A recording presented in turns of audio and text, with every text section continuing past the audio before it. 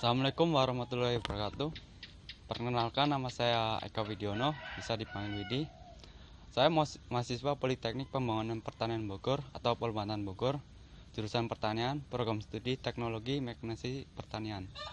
Kali ini saya akan berbagi pengalaman tentang budidaya hidroponik. Seperti yang di belakang saya ini, saya membuat demo plot. Demo plot ini merupakan petak percontohan sebagai uji coba. Di sini ada berbagai instalasi hidroponik. Apa saja karakteristiknya?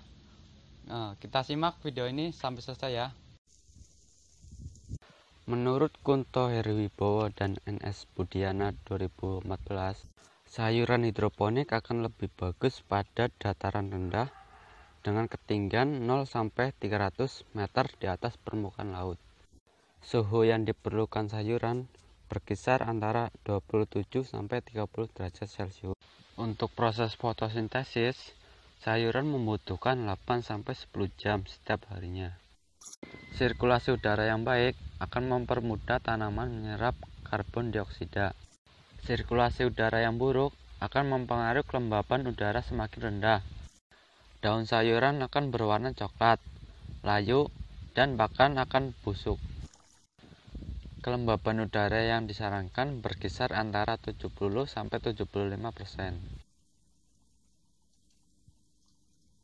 Cara tumbuh hidroponik seperti adanya media tanam untuk perakaran sayuran, kemudian adanya sirkulasi yang baik, kemudian adanya nutrisi yang cukup untuk menunjang pertumbuhan tanaman, kemudian adanya sinar matahari yang cukup di pagi hari ataupun di sore hari.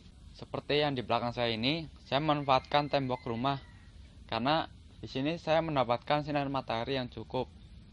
Karena syarat-syarat yang sudah saya sebutkan tadi terpenuhi untuk menunjang pertumbuhan hidroponik. Saya memanfaatkan dengan sistem vertikultur, ada jenjang 3. Hidroponik ini tergolong jenis weak system karena menggunakan sumbu sebagai penyalur nutrisinya.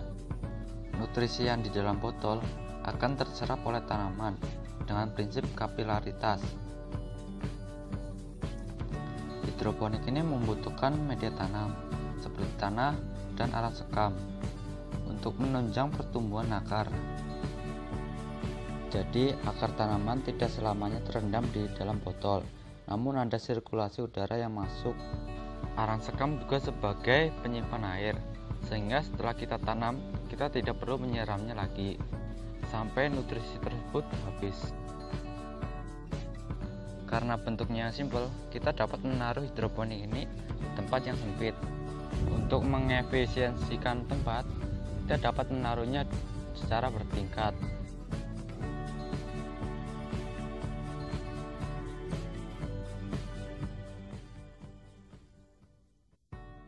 Jika teman-teman mempunyai botol 1-2,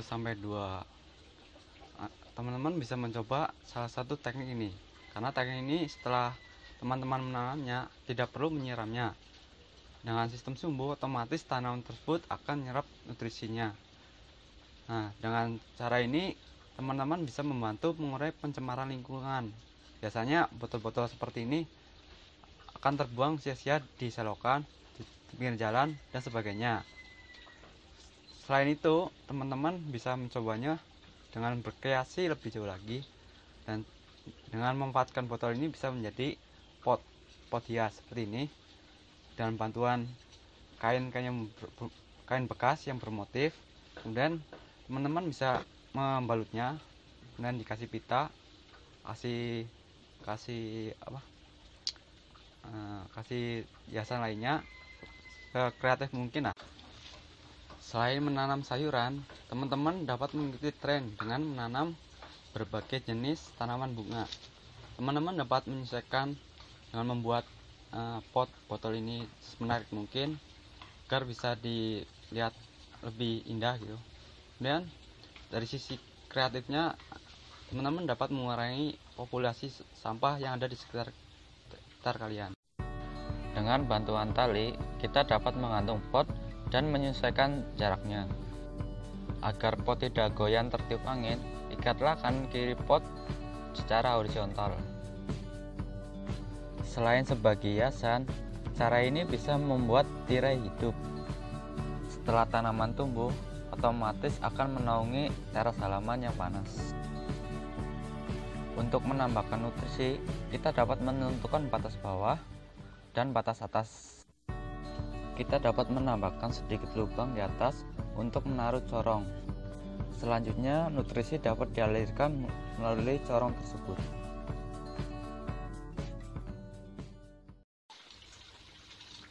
Pembuatan instalasi dengan skala besar biasanya membutuhkan biaya yang cukup mahal. Seperti biasanya dalam perusahaan besar untuk pembuatan instalasi menggunakan pipa PVC, membutuhkan netpot dan juga membutuhkan tempat naungan seperti greenhouse. Tapi tenang aja, sebagai pemula kita membutuhkan biaya yang sedikit. Kita hanya memodalkan kreatif dan juga telaten. Nah, seperti ini kita bisa memanfaatkan botol-botol bekas yang ada di sekitar kita. Dan ukuran 1 kali 4 meter kita membutuhkan 300 botol bekas, kemudian kurang lebih 500 gelas plastik. Kita dapat membelinya di pengepul barang bekas. Di situ ada banyak. Kita dapat membelinya atau memesannya dengan harga yang lebih murah. Untuk pembuatannya dengan cara menyatukan satu botol ke botol lainnya, bisa dilihat video sebelumnya. Kemudian sistem ini merupakan sistem DFT karena air yang mengalir akan mengendap dan tertampung sementara, sehingga pada saat terjadi listrik padam, tanaman tidak akan cepat layu, akan bertahan beberapa jam sebelum tanaman itu layu. Teknologi dalam bidang pertanian memang sudah maju, namun untuk pengaplikasiannya masih terkendala. Perlunya ide kreatif untuk mensubstitusikan atau menyederhanakan inovasi yang sudah ada dengan merubah media ataupun sistem yang digunakan, namun memiliki konsep yang sama. Apalagi dalam memulai bisnis, kita harus mempertimbangkan cara maupun media yang digunakan. Dalam hidroponik, kita perlu mempertimbangkan biaya investasi alat maupun biaya operasi untuk produksi sayuran. Dengan kemampuan dan kreativitas, kita dapat menekan biaya pengeluaran demi kelancaran usaha yang kita jalankan. Teman-teman masih kerepotan untuk membuat instalasinya. Selanjutnya saya akan merekomendasi instalasi yang satu ini. Instalasi ini merupakan instalasi rakit apung. Di sini kita membutuhkan nutrisi dalam jumlah banyak yang diapungkan menggunakan styrofoam. Dengan sistem ini sayuran akan lebih bagus adalah menanam sayuran kangkung. Kangkung jenis sayuran air, makanya dia dapat tumbuh dengan baik. Namun kita dapat menanam sayuran lain seperti selada, sawi dengan bantuan aerator atau gelembung udara. Karena sebagian sayuran membutuhkan sirkulasi udara yang lebih. Di sini saya memasang aerator atau gelembung udara sebagai media bernapas untuk tanaman.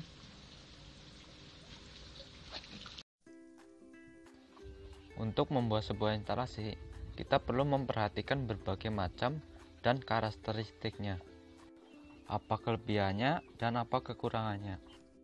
Seperti rakit apung ini, sayuran yang kita tanam akan mengapung, namun untuk perakarannya selalu tenggelam di dalam nutrisi.